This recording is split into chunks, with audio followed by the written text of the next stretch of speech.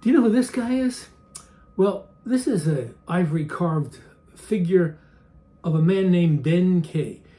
His story is one of the most famous in samurai mythology and history, even though he was, one, not a samurai, and two, he actually had a real vendetta against samurai. But nevertheless, his story is an amazing blend of history and philosophy and adventure. We're going to learn all about him today. This is the Art of the Samurai.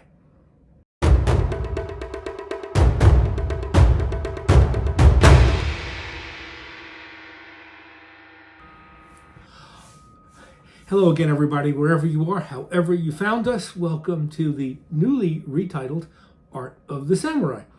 Well, we're in our 9th month now, just completing 9 months of being a public show on YouTube. We've come a long way. We started out as these videos being just private showings for my clients around the world, and then at a suggestion, we made them public, and now we're all over the world. Thanks to you, and thanks for you spreading the word to your friends. We're also doing, thanks to my wonderful editor, you all know the legendary Andre in Denmark, who edits the shows and has been a driving force in the success of the show. We also do Samurai Shorts now, which are these under 2 minutes. Andre wants me to do them in under 1 minute. Very difficult for me. Whoops. Earthquake. It's very difficult for me to do anything in under 1 minute. But we try, and we're doing that. We're working on several other projects for your entertainment and continued satisfaction. Okay, he gets real mad at me if I don't do the homework first. Number one, check out our website. It's American-Samurai.com. American dash, don't forget the dash. The dash is important. Samurai.com. The website will explain. The website has everything. There's like 12 sections on the website. Has a daily inspiration. You should read that. Change your life. It has antiques that we have here, that we feature here on the show, that we have for sale. It has the story of my life's work, which is The 8 Samurai, a project that's never been done before in samurai history, so I'm real proud of that. And it has a mixture of photos, stories, and stuff. You'll learn all about us and a little bit about samurai. This show is not designed for samurai people. It's designed to bring the art of samurai to a Western art world, because I consider samurai fine art. If you don't, you will after you see some of these shows. We go over pieces, swords, and fittings, and so on, that are either on loan from museums, private collections, or antiques that I have purchased through families in Japan who have kept them for centuries. Gorgeous. We've mentioned several times that every art museum in the world has a samurai collection.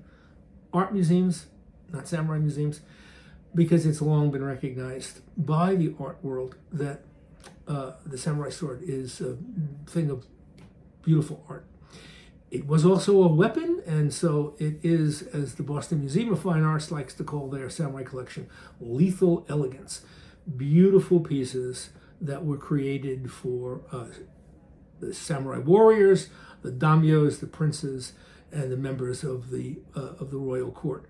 And they have come down to us beautifully protected as treasured heirloom pieces by families in Japan down through the centuries. I buy pieces, we feature them here on the show, that have been in the same family for 500, 600, 700 years, in the same family, preserved beautifully. But tonight, we do something a little bit different. It will also include a sword, but it starts out with the Legend of Ben-Kei. That's him. He was a little bit bigger than this. In fact, he was a lot bigger than this. At 16 years old, it was reported that he had attained a height of 6 foot 6 inches. He was huge, especially in a time, 12th century, and place, feudal Japan, where men tended to be short in stature. He was a monster. And he was a warrior monk, although not at the same time. While many samurai, and we did say he wasn't a samurai, but many samurai and warriors became monks later on in their life, they gave up the art of war, and they tended to their Zen Buddhist beliefs, often going away to monasteries to study more deeply the essence of life. Benkei started out as the child of a monk and spent his first formative years traveling through monasteries throughout Japan. The monks at that time had to become proficient in martial arts. They had to protect themselves against mountain bandits and rogue warriors and people who would take advantage of them. So they developed a whole line of different martial arts. Benkei decided to study the samurai sword. He fancied himself the greatest swordsman in all of Japan. And when he lived in Kyoto, he had long since given up the monastery to become warrior for hire. He had fancied himself, as I said, the finest swordsman in the land. But because he wasn't born into the samurai caste, he was not and could not be a samurai. He found, his words, not mine, the samurai of Kyoto to be arrogant and unworthy. And he set out on a personal vendetta mission to challenge 1,000 samurai to a duel. And when defeating them, rather than take their life, he took their sword. And we've talked many times here how the soul of the samurai is his sword. Was his most. There were two possessions the samurai had: his honor and his sword. So he meant to not only defeat the samurai physically, but also morally, and disgrace them. After 999 consecutive victories, so the story goes, he set out to break the record. Well, that night he came across a young man playing a flute in front of a Buddhist shrine. He was a very small young man, and Benkei said, "Oh, this is going to be easy." He then noticed at his side, the side of the youth, a samurai sword that was gold gilded. It's really beautiful. And Benkei's eyes widened. He said, "Oh, what a prize for my 1,000th victory." So he went over and he challenged the young samurai to a duel. And the young samurai said, "Well, not in front of the shrine. Let's go over to the nearby bridge," which legend tells us is it's the Gojo Bridge. That's the real name. You can't make this stuff up. So they went over there and they had the duel, and lo and behold, this small young samurai whooped Benkei. His first defeat ever. Well, it didn't sit well with him. So a few days later, he tracked the young samurai down and he fought him again. He lost again. And to his credit, what he did was he said, "This is somebody who is greater than I. I recognize I recognize his superiority, and I will become his aide, his retainer." Was the expression, and he did for a lifetime of faithful servitude.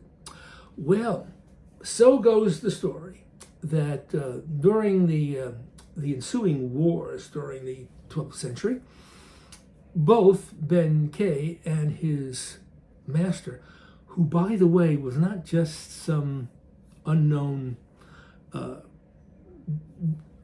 samurai, he was actually the great Minamoto no Yoshitsune, and his father was also a great samurai, part of Japanese legend also. Well, he became one of the most famous samurai in all of history. So these two were inseparable. Well, during the war, they found themselves under siege at a castle. I got to read the castle because I've not committed this to memory. It was the castle Koro Magawa. Okay, it was a Japanese castle. No, it was the. I gotta be respectful here. It was the castle Koro Magawa. Now, while his master was inside, the defeat was evident. The castle had been encircled, and his master was committed to ending his life honorably seppuku. But in the meantime, as the war raged, Benkei went to the bridge that guarded the entrance to the castle, and he alone stood off the oncoming army. Now, here's the way the legend goes.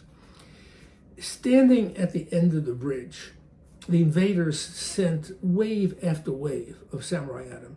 It is said that within a matter of minutes, Benkei had slaughtered single-handedly 300 warriors.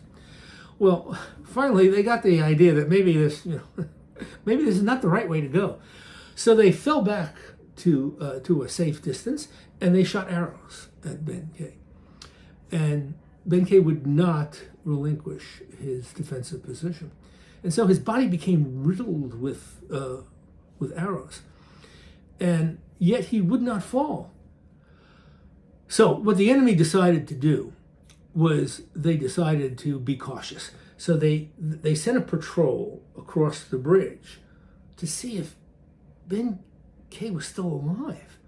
Well, it turns out he wasn't. This is what has become known as the standing death of Benkei.